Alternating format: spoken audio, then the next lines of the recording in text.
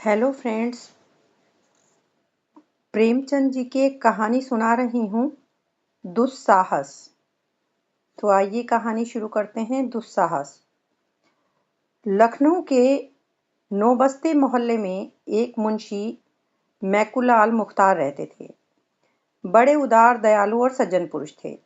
अपने पेशे में इतने कुशल थे कि ऐसा बिरला ही कोई मुकदमा होता था जिसमें वह किसी न किसी पक्ष की ओर से न रखे जाते हों। साधु संतों से भी उन्हें प्रेम था। उनके सत्संग से उन्होंने कुछ तत्व ज्ञान और कुछ गांजे चरस का अभ्यास प्राप्त कर लिया था।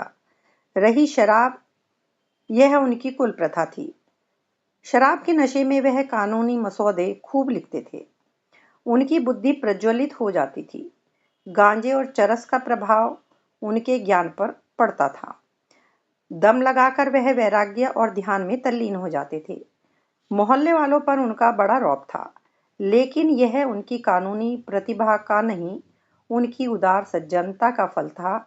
मोहल्ले के एक्केवान, ग्वाले और कहार उनके आज्ञाकारी थे। सो काम छोड़कर उनकी खिदमत करते थे। उनकी मदजनित उदारता ने सबों को वशीभूत कर लिया था। वह नित्य कचहरी से आते ही अलगू कहार के सामने 2 रुपये फेंक देते थे। कुछ कहने सुनने की जरूरत न थी। अलगू इसका आशय समझता था। शाम को शराब की एक बोतल और कुछ गांजा तथा चरस मुंशी जी के सामने आ जाता था। बस महफिल जम जाती। यार लोग आ पहुंचते। एक और मुवक्किलों की कतार बैठती, दूसरी ओर सहवासियों की। वैराग्य की और ज्ञान की चर्चा होने लगती। बीच बीच में मुवक्किलों से भी मुकदमे की 2-1 बातें कर लेते। 10 बजे रात को वह सभा विसर्जित होती थी। मुंशी जी अपने पेशे और ज्ञान चर्चा के सिवा और कोई दर्द सिर मोल न लेते थे।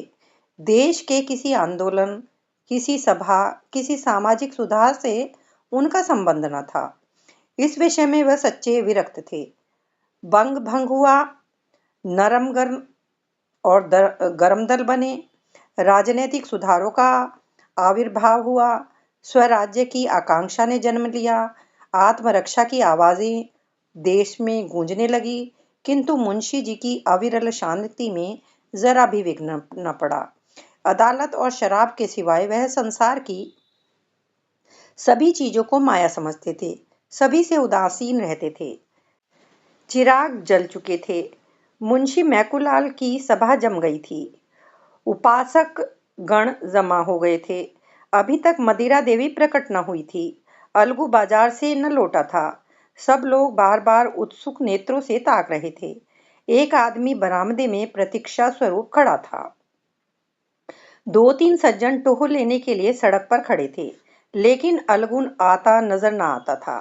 आज जीवन में पहला अवसर था कि मुंशी जी को इतना इंतजार खींचना पड़ा। उनकी प्रतीक्षाजनक उद्विग्नता ने गहरी समाधि का रूप धारण कर लिया था। न कुछ बोलते थे, न किसी की ओर देखते थे। समस्त शक्तियां प्रतीक्षा बिंदु पर केंद्रीभूत हो गई थीं। अकस्मात सूचना मिली कि अलगू आ रहा है। मुंशी जी जाग पड़े। सहवासी गण खिल गए। आसन बदलकर संभल बैठे। उनकी आंखें अनुरक्त हो गईं। आशय में विलंब आनंद की ओर बढ़ देता है। एक क्षण में अलगू आकर सामने खड़ा हो गया। मुंशी जी ने उसे डांटा नहीं। यह पहला अपराध था, इसका कुछ न कुछ कारण अवश्य होगा। दबे हुए पर उत्कंठा युक्त नेत्रों से अलगू की हाथ की ओर उन्होंने देखा। बोतल न थी। विस्मय हुआ, विश्वास न आया। फिर गौर से देखा, बोतल न थी। यह अप्राकृतिक घटना थी, पर इस पर उन्हें क्रोध न आया। नम्रता से पूछा, बोतल कहाँ है? अलगू, आज नहीं मिली। मैकुलाल, यह क्यों? अलगू, दुकान के दोनों नाके रोके हुए सुराज वाले खड़े हैं, किसी को उधर जाने ही नहीं देते। अब मुंशी जी को क्रोध आया। अलगू पर नहीं, स्वराज्य वालों पर। उन्हें मेरी शराब बंद करने का क्या अधिकार है? तर्क भाव से बोले, तुमने मेरा नाम नहीं लिया?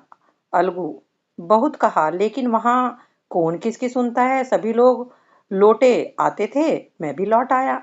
मुंशी चरस लाए, अलगू वह भी नहीं मिला, वहां भी यही हाल था।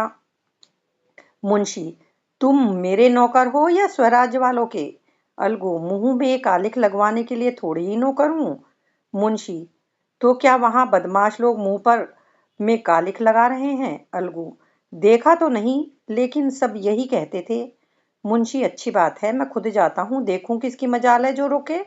एक एक को लाल घर दिखा दूंगा।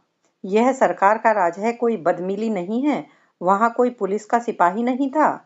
अलगू, थानेदार साहब, आप ही खड़े सबसे कहते थे जिसका जी चाहे शराब ले या पिए, लेकिन लौट आते थे, उनकी कोई न सुनता था। मुंशी, थानेदार मेरा दोस्त है, चलो जी, ईदू चलते हो। रामबली, बेचन, झिनकू, सब चलो। एक एक बोतल ले लो, देखूं कौन रोकता है। कल ही तो मजा चखा कल ही तो मजा चखा दूंगा। मुंशी जी अपने चारों साथियों के साथ शराब खाने की गली के सामने पहुंचे तो वहां बहुत भीड़ थी। बीच में दो सौम्य मूर्तियां खड़ी थी। एक मौलाना जामिन थे, जो शहर के मशहूर मुजतहिद थे। दूसरे स्वामी घनानंद थे, जो वहां की सेवा समिति के संस्थापक और प्रजा के बड़े हितचिंतक थे। उनके सम्मुख ही थानेदार साहब कई कांस्टेबलों के साथ खड़े थे। मुंशी जी और उनके साथियों को देखते ही थानेदार साहब प्रसन्न होकर बोले, आइए मुख्तार साहब, क्या आज आप ही को तकलीफ करनी पड़ी? यह चारों आप ही के हमरहा है ना? मुंशी जी बोले, जी हाँ, पहले आदमी भेजा, वह नाकाम वापस आ गया। सुना आज यहाँ हड़बोंग मची हुई है, स्वराज वाले किसी को अंदर जाने नहीं देते। थानेदार, जी नहीं, यहाँ किसकी मजाल है जो किसी के काम में हाजिर हो सके। आप शौक से जाइए, कोई चू तक नहीं कर सकता। आखिर मैं यहाँ किस लिए हूँ? मुंशी जी ने गौरवान्वित दृष्टि से अपने साथियों की ओर देखा और गली में घुसे कि इतने में मौलाना जामिन ने ईदू से बड़ी नम्रता से कहा, दोस्त, यह तो तुम्हारी नमाज का वक्त है, यहाँ कैसे आए? क्या इसी दीनदारी के बल पर खिलाफत का मसला हल करेंगे? ईदू के पैरों में जैसे लोहे की बेड़ी पड़ गई। लज्जित भाव में खड़ा भूमि की ओर ताकने लगा। आगे कदम रखने का साहस न हुआ। स्वामी घनानंद ने मुंशी से और उनके बाकी तीनों साथियों से कहा, बच्चा, यह पंचामृत ले जाओ, तुम्हारा कल्याण होगा। झिनकू, रामबली और बेचन ने अनिवार्य भाव से हाथ फैला दिए और स्वामी जी ने पंचामृत दिया और उन्होंने पी लिया। मुंशी जी ने कहा, इसे आप खुद भी पी जाइए, मुझे जरूरत नहीं। स्वामी जी उनके सामने हाथ जोड़कर खड़े हो गए और विनोद भाव से बोले, इस भिक्षु पर आज दया कीजिए, उधर न जाइए। लेकिन मुंशी जी ने उनका हाथ पकड़कर सामने से हटा दिया और गली में दाखिल हो गए। उनके तीनों साथी स्वामी जी के पीछे सिर झुकाए खड़े रहे। मुंशी, रामबली, झिनकू आते क्यों नहीं? किसकी ताकत है कि हमें रोक सके? झिनकू, तुम ही काहे नहीं लौट आवत हो? साधु संतन की बात माने का होत है। मुंशी, तो इसी हौसले पर घर से निकले थे? रामबली, निकले थे कि कोई जबरदस्ती रोकेगा तो उससे समझेंगे। साधु संतों से लड़ाई करने थोड़े ही चले थे। मुंशी, सच कहा है, गंवार भेड़ होते हैं। बेचन, आप शेर हो जाए, हम भेड़ ही बने रहेंगे। मुंशी जी अकड़ते हुए शराब खाने में दाखिल हुए। दुकान पर उदासी छाई हुई थी। कलवार अपनी गद्दी पर बैठा ऊँघ रहा था। मुंशी जी की आहट पाकर चौंक पड़ा। उन्हें तीव्र दृष्टि से देखा, मानो यह कोई विचित्र जीव है। बोतल भर दी और ऊँघने लगा। मुंशी जी गली के द्वार पर आए तो अपने साथियों को न पाया। बहुत से आदमियों ने उन्हें चारों ओर से घेर लिया और निंदा सूचक बोलियां बोलने लगे। एक ने कहा, दिलावर हो तो ऐसा हो। दूसरा बोला, शर्म चे कुत्ती सत के पेशे मर्दा विवाद, यानी मर्दों के सामने लज्जा नहीं आ सकती। तीसरा बोला, है कोई पुराना पियक्कड़ पक्का लतियन। इतने में थानेदार साहब ने आकर भीड़ हटा दी। मुंशी जी ने उन्हें धन्यवाद दिया और घर चले। एक कांस्टेबल भी रक्षार्थ उनके साथ चला। मुंशी जी के चारों मित्रों ने बोतल फेंक दी और आपस में बातें करते हुए चले। झिनकू, एक बेर हमारा इक्का बेगार में पड़त जात रहे तो यही स्वामी जी चपरासी से कह सुन के छुड़ाए दिहन रहा। रामबली, पिछले साल जब हमारे घर में आग लगी थी तब भी तो यही सेवा समिति वालों को लेकर पहुंच गए थे, नहीं तो घर में एक सूत न बचता। बेचन, मुख्तार अपने सामने किसी को गिनते ही नहीं।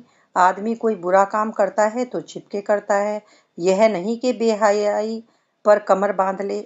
झिनकू, भाई पीठ पीछे कोऊ की बुराई न करे चाही, और जोन कुछ होए पर आदमी बड़ा अकबाली हो, उतने आदमियन के बीच माँ कैसा घुसट चला गवा।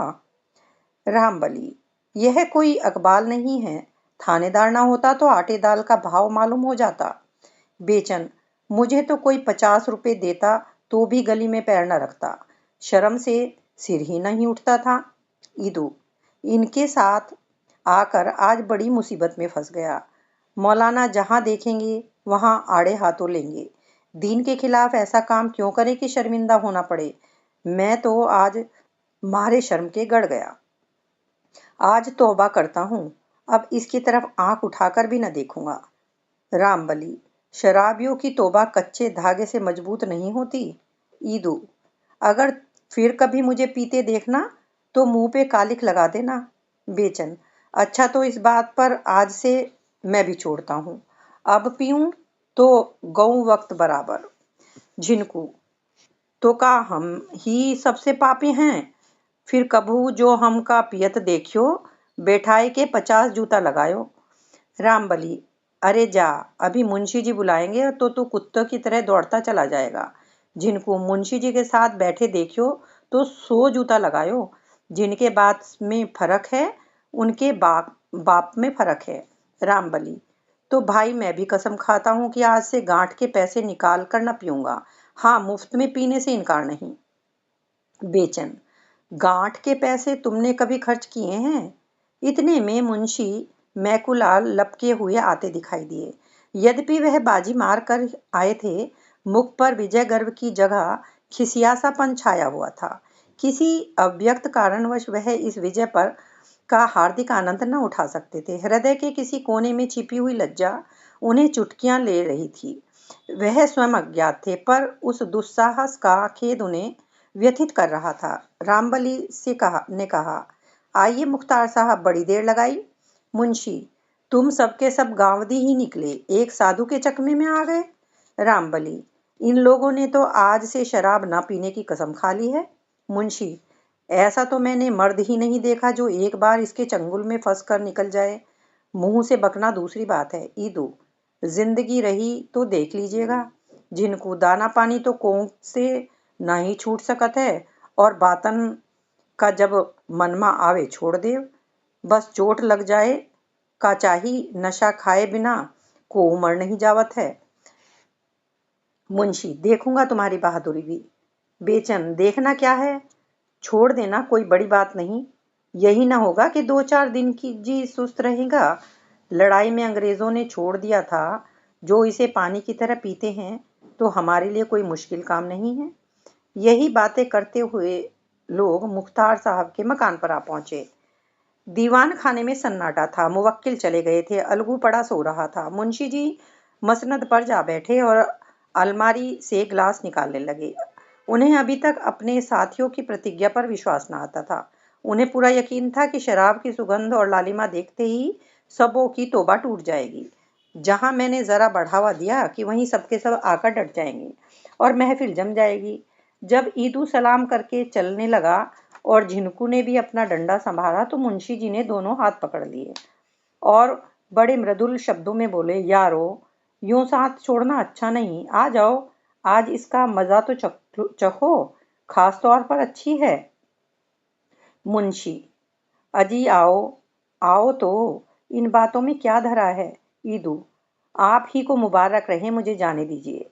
जिनको, हम तो भगवान चाहिए कि तो एके नियर न जाब, जूता कौन खाए। यह कहकर दोनों अपने अपने हाथ छुड़ाकर चले गए। तब मुख्तार साहब ने बेचन का हाथ पकड़ा जो बरामदे से नीचे उतर रहा था। बोले, बेचन, क्या तुम भी बेवफाई करोगे? बेचन, मैंने तो बड़ी कसम खाई है। जब एक बार इसे गऊ रक्त कह चुका हूँ तो फिर इसकी ओर ताक भी नहीं सकता। कितना ही गया बीता हूँ तो क्या गऊ रक्त की लाज भी न रखूंगा। अब आप भी छोड़िए, कुछ दिन राम राम कीजिए, बहुत दिन तो पीते ही हो गए हैं। यह कहकर वह भी सलाम करके चलता गया। वह अकेले रामबली रह गया। मुंशी जी ने उससे शोकातुर होकर कहा, देखो रामबली, इन सबों की बेवफाई, यह लोग ऐसे ढुलमुल होंगे मैं न जानता था। आओ आज हम ही तुम सही, दो सच्चे दोस्त ऐसे दर्जनों कचलोहियों से अच्छे हैं। आओ बैठ जाओ। रामबली, मैं तो हाजिर ही हूँ, लेकिन मैंने भी कसम खाई है कि कभी गांठ के पैसे खर्च करके न पीऊंगा।